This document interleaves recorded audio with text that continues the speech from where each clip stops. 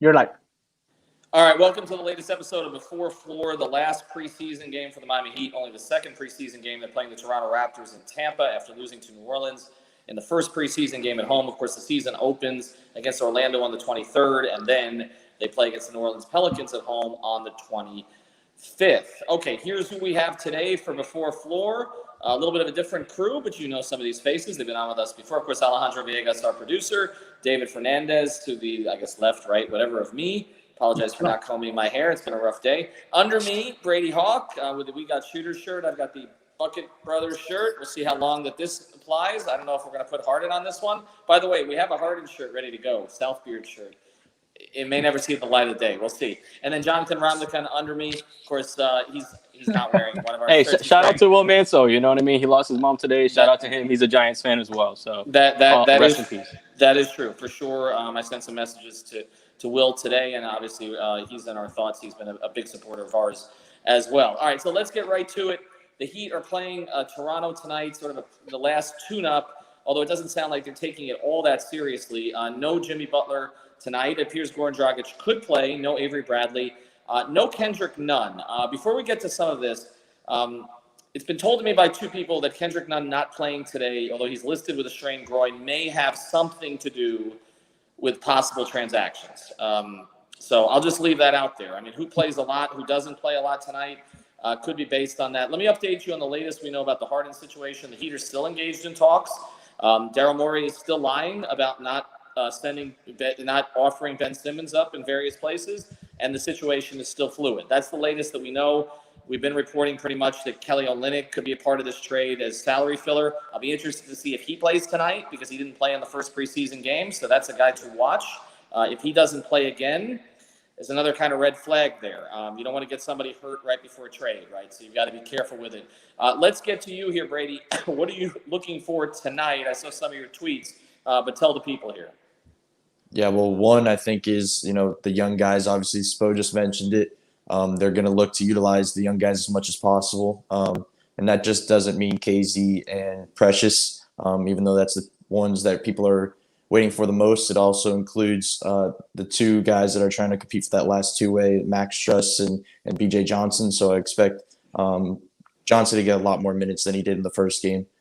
And then another thing I expect is Mo Harkless, I think, is going to be the kind of evaluation today. It's hard to really evaluate him from that first game that he had to guard somebody that's just not a great matchup for him in Zion. It's not a good matchup for anybody. But now he's guarding a guy in Pascal Siakam that's actually a good matchup for him on a perimeter kind of play. So I think that's going to be the guy to watch to see how he's going to be utilized defensively against a guy like him. Yeah, Gabe Vincent's another guy we didn't see much of before, so that's somebody else to watch. David, we take a look at that first game, and a lot of things didn't go particularly right for the Heat. Particularly, I guess the interior defense was not great. Siakam was not very good in the bubble, but obviously we know he's a capable player. What do you want to see there? And again, the Harkless situation, how do you feel about the possibility of Harkless starting next to Bam when the season starts? Well, it's tough with Harkless, right? Because he's not the physical presence that we've seen next to Bam in other iterations of the lineup, right? He's nowhere near what Myers Leonard is from a physical perspective. He's not the same kind of banger that Jay Crowder was. So, he does give up size and bulk to some of these guys. So as Brady said, his matchup tonight against Pascal Siakam, it'll be interesting to see if he can take a step forward in the eyes of, the fans, I guess, really, because I'm sure the coaching staff feels relatively comfortable with him. But just to see, is this the kind of role that he's going to have where it's against a not necessarily a bulky player like Zion, for example? And can he consistently hit that corner three? Because if he can do that, then he's going to be on the floor. But if he can't hit the corner three, and then, having him on the floor leads to the Heat being out-rebounded by, 15, 20 boards a night, then obviously that's a problem because they don't have that interior defender beyond Bam, right? So it's definitely something that we need to see tonight, at least a little bit. And that interior defender could come into trade. We don't know. I mean, and one of the things also to consider is everybody's talking about two-team trades. I keep saying, I think for Houston to make a deal for James Harden, it's probably going to be a three-team trade there could be, if Miami makes the deal, there could be a player coming back to Miami that we have not talked about, who might be on another roster somewhere else, that is just to make a deal work, to kind of plug a hole. Jonathan, Goran Dragic may play tonight. It appears he wants to play tonight. It doesn't sound like Eric Spoelstra wants to play him a lot tonight. We know he's not getting traded, so if he's in there, it's to get him a little bit of a tune-up. What are you looking? No Nunn tonight, no Bradley, so it would seem like we're going to see a decent amount of Dragic and Hero playing together. I just want to see him get his rhythm, get his footing. You know, he's been out for so long. I think coming in off of an injury like that, just really seeing him get his footing, making sure that his shots aren't short, because, you know, a lot of times when guys are coming back in off of a layoff, they don't really have their legs under him. So it's going to be interesting to see if he's able to, you know, get his legs under him offensively, and if he's able to do anything defensively. I'm not sure if Kyle Lowry and Fred VanVleet are both playing, but if those are both playing, those are two tough defensive matchups for Dragic. So maybe, you know, 10, 15 minutes max. You don't want to see him out there too much. Probably want to do what you did the last game, where we might take a loss, but we'll end up using the second portion of the second half to really just see what these young guys are made of. But just really see him get his footing and see if he can still move his feet defensively. Apparently, according to Nick Nurse, Kyle Lowry will play in both halves. So you're going to see a little bit of Kyle Lowry, of course, and VanVleet signed the contract this offseason. I want to go beyond this, though. As the teams are currently constituted, 538 just came out with its sort of statistically based rankings. They actually had the Heat and Toronto tied for fourth in the Eastern Conference, behind, I guess, Milwaukee, Boston, and Philadelphia. I don't know that was the order, but there was those three teams, and then the Nets were sixth, which I found kind of interesting. I know we don't really know what they're going to look like completely yet, but it does feel like the Heat and Toronto in a lot of ways mirror each other. They handle things very similarly in terms of developmental perspective. Brady, what do you think of this Raptors team? Because I feel like we're going to see this. This is going to be they're going to be in the Heat's way still. They re-signed VanVleet. They didn't trade Lowry. When Lowry was talking at the end of last season, he sounded like he didn't think he was going to be playing with a lot of these guys again. They lost Gasol and Ibaka, but they pick up Aaron Baines, and obviously Boucher is going to have a bigger role. Where do you see them in the East? Well, I think that they're going to still be a very good regular season team. Playoff, I'm not exactly sure, but I think they're going to be better than a lot of people expect in the regular season. You mentioned developing guys. You know, they brought in the rookie Malachi Flynn. He's playing very good. You mentioned Boucher. Baines is, you know, looking to kind of be the kind of guy that they're looking for, saying that he wants Kyle Lowry to have a, you know, career year this year. That's kind of his goal. So I think they have you mentioned mirroring kind of Miami's kind of mindset and development kind of type of thing. So I think they're going to be pretty good in the regular season, and then the playoffs come around. I think other teams' talents are just going to kind of end up knocking them out early. Yeah, I mean, I think a team like Brooklyn might get it together then. Of course, well, we'll see what Miami ends up with. I mean, the one other thing I want to point out is we're in a weird position here, because we're not just talking about like one or two Heat players that could be traded. We're talking about like 6 or 7 that have been discussed. It's a strange, and then you're dealing with this weird season with no fans in all but like 6 arenas, and you know, you come back after 6 weeks. Eric Spoelstra got named today. The general managers did their annual survey, and he was the leader, according to other GMs, in like all 3 major coaching categories. Okay, motivating players, in-game adjustments. Basically, they called him the best coach of the league. This feels like he's had challenges the past few years, David. This feels like a pretty big one. I mean, he's got to get these guys going after 6 weeks, and half of the team is on the trade block, according to the media. Yeah, this is not an easy situation for Spoelstra and his staff by any stretch of the imagination. You know, because not only does he have to figure out how these pieces are going to work, right, integrate the new guys that they brought on, but also he has to make sure that the guys whose names are out there, guys who might have fragile egos, guys who might not want to, you know, lose their spot or leave Miami or anything like that. He's got to make sure that those guys are still engaged and plugged in and providing what they need to provide for this team. I mean, it's probably a good thing that they've added Caron Butler to the staff, because that's a guy with personal experience being traded, being on the trading block, things like that. So he might be able to talk through some of these issues with these guys. I mean, we saw Butler leave the Heat when Pat Riley went after Shaquille O'Neal, you know, so he definitely has experience with this. So I would imagine, and obviously the other ex-NBA players too, Malik Allen, some of those other guys, you know, they've all been in similar situations. So I would imagine that the players will lean on those coaches, and hopefully, they do their job and they stay engaged. And Spoelstra, being who he is and how he works, there's no doubt in my mind that he's going to get this team prepared and ready to go. Well, of course, Anthony Carter's on the staff, and his contract was basically thrown out. Well, it depends who you ask about that one. So that ultimately that paved the way to Lamar Odom, which paved the way to Shaq. All right, last thoughts here to Jonathan. What do you want to see tonight? I just want to see some more of the young guys getting the. I really don't think we're going to get this win. I want to see two things mainly. First of all, I just want to see us have a little more interior defense. We got out-rebounded by like 15 last game. If we can cut that down and really see a little bit more just crashing the boards from everybody, that's one thing I want to see. And then we saw flashes of Precious's really soft touch around the rim. So it's going to be really interesting to see if he can continue that. He has really good chemistry with Tyler Hero. And I think with Hero's shooting ability and his developing playmaking, him and Precious could really become a two-man tandem, given that he plays today. I think he has a strained glute or something like that. But given that Tyler Hero plays today, I think everybody's got a strained glute. It's called trade deadline glute, or trading block glute. While you're sitting on the trading block, your glute starts to hurt. Alejandro, what do we have going on tonight? We do have a live tweeting party thanks to our friends from Tropical Bay, IPA, Biscayne Bay, our guys. They came all the way here to Coral Gables to bring Oh me my this. God, they won't even come to Las Olas. They went to Coral Gables?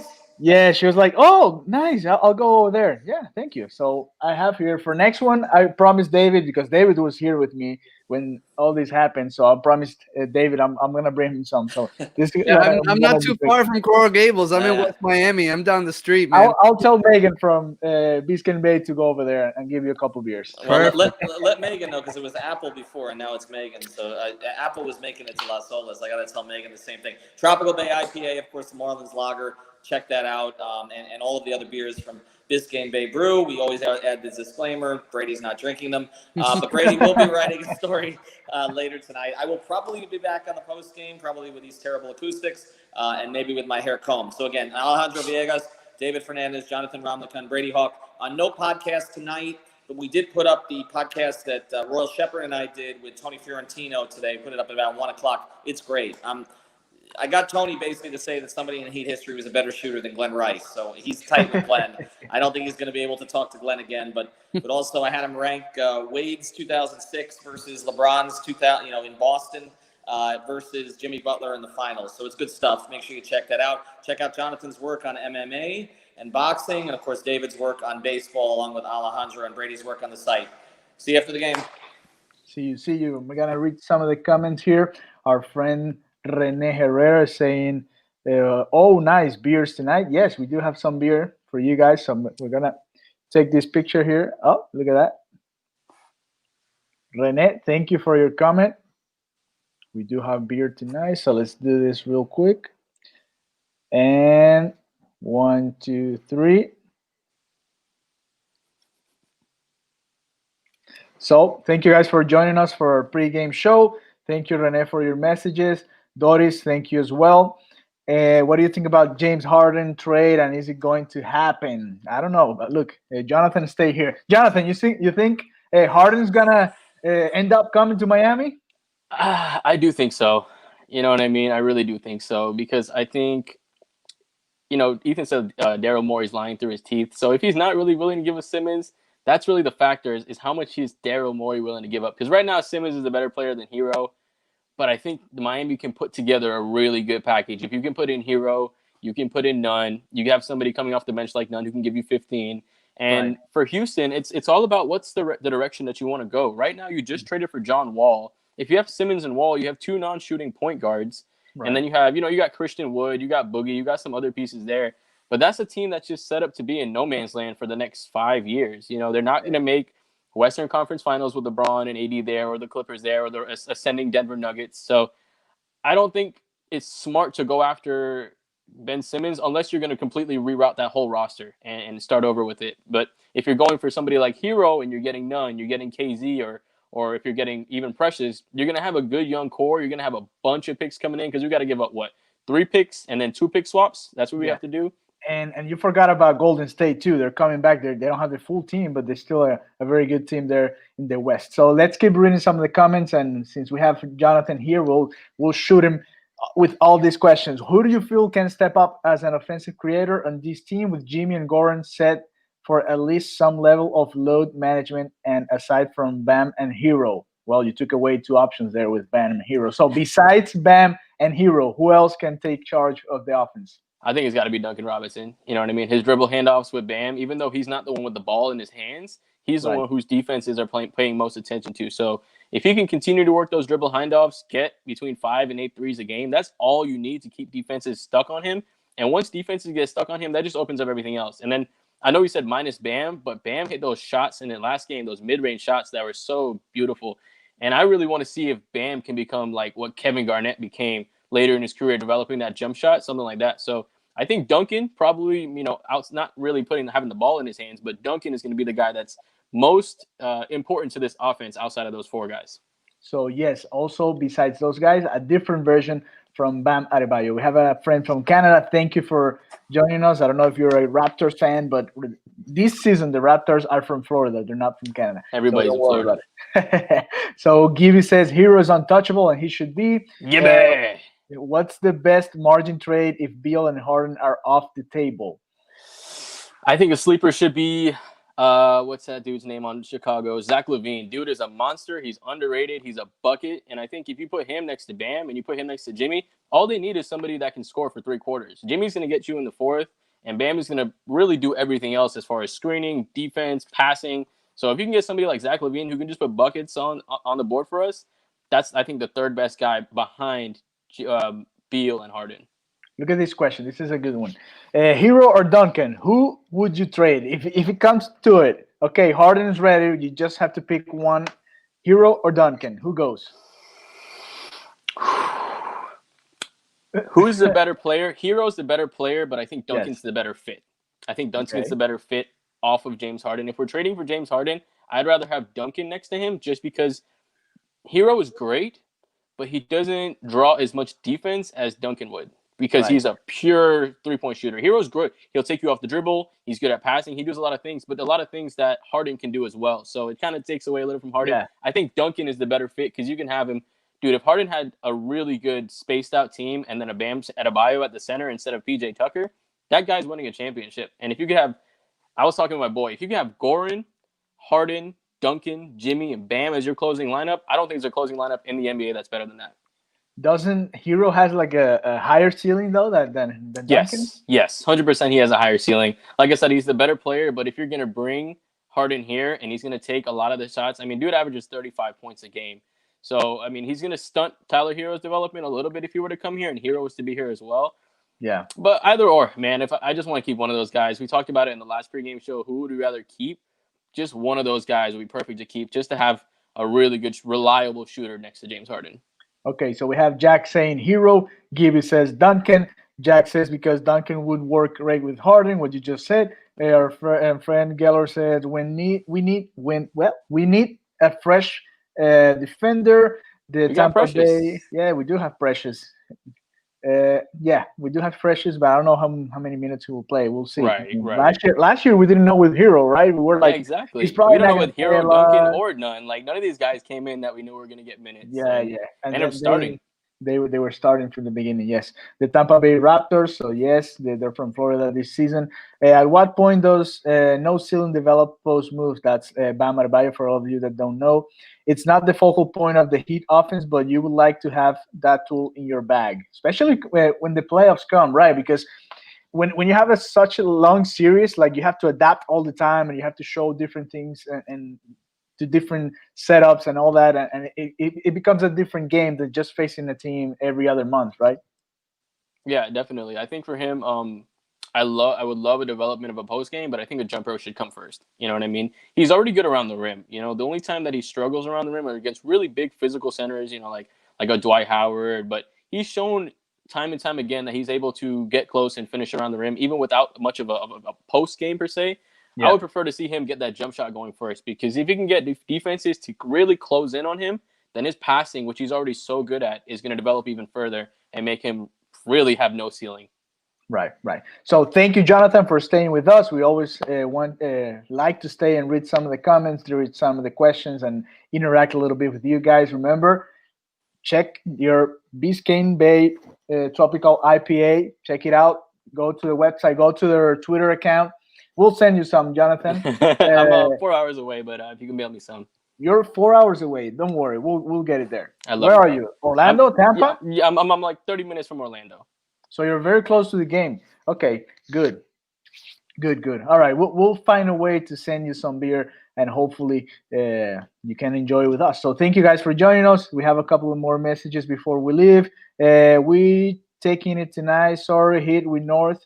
With the North, don't get us wrong, and don't sleep on us. Let's go Raptors. Last Gail, year, you guys can have it. You can have the win today, Gail. yeah, I it's appreciate fine. the comment, but when the regular season comes, when the postseason comes, y'all are gonna get knocked out. So Yeah, we'll see. Last year, I expected the Raptors not to be that good, and they were. So let's see what true happens that. this True season, that. right? They got some good young pieces.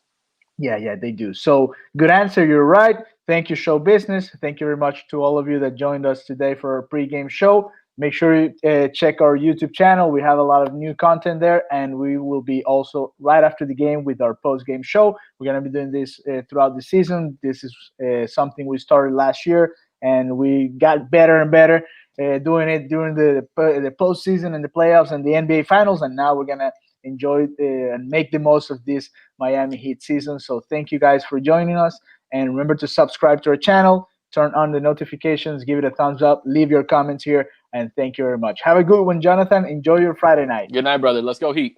Good night. Let's go.